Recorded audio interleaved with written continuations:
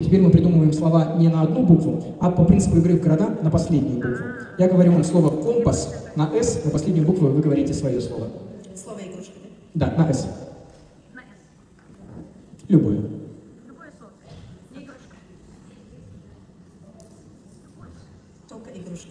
Не игрушка, прям любое, вообще любое. Соска. Соска, отлично. Они вам сейчас помогали или мешали? Нет. Мешали. Они отвлекали, они хотели подсказать, и вы... Да? До тех пор, пока вы будете забирать возможность у человека получить его личный опыт, помощь, что здесь была соска. На «А», на последнюю букву я теперь придумываю слово. Анонимность. На «Т», на букву «Т» вы любое слово. Теория. На теория, на я придумываю. Ярость. На «Т» слово. Терраса. Терраса.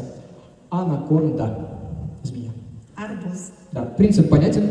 Саиди, аплодисменты. И теперь мы сделаем то, что вас действительно будет развивать. Через это упражнение вы будете находить слова, на которые вам нужно будет импровизировать. А вот теперь настоящая импровизация. Какое слово последнее было? Арбуз. Арбуз. На «З» мне нужно придумать слово, существительное, и через это слово рассказать о моей профессиональной деятельности, о том, чем я занимаюсь. Затем на мою последнюю букву вы придумываете свое слово, и через это слово расскажете о том, чем вы занимаетесь в профессиональной деятельности. На «З». Допустим, было слово «арбуз», на «З» я придумываю слово «знание» и начинаю говорить. Моя профессия связана с ораторским мастерством. Я тренер по голосу и речи. И каждый раз, встречаясь со своими клиентами, я говорю, что какие бы классные знания у вас не были, пока вы не умеете эти знания доносить до других людей, жизнь не меняется. И еще никто не запомнит вас за мысли. Запомнят лишь за действие. Поэтому знание, которое не проявляется в действии, оно неэффективно. Окей? Да, теперь знание. Знание. На «я» придумайте слово. Яркая. Я работаю в компании Faberlic. Это яркая звездочная компания, которая развивалась очень коротко. За 1,5 года я открыла звание партнера и закрыла. И у меня самое высокое звание в компании. И к чему, что я очень рада. Класс! Аплодисменты. Саида, как себя чувствуете?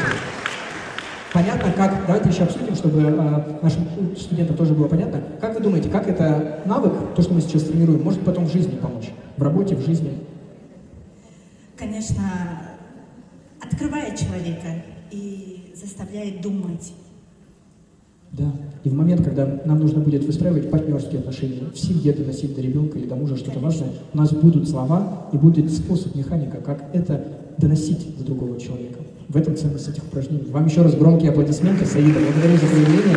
Можно присаживаться. Следующий слайд, пожалуйста.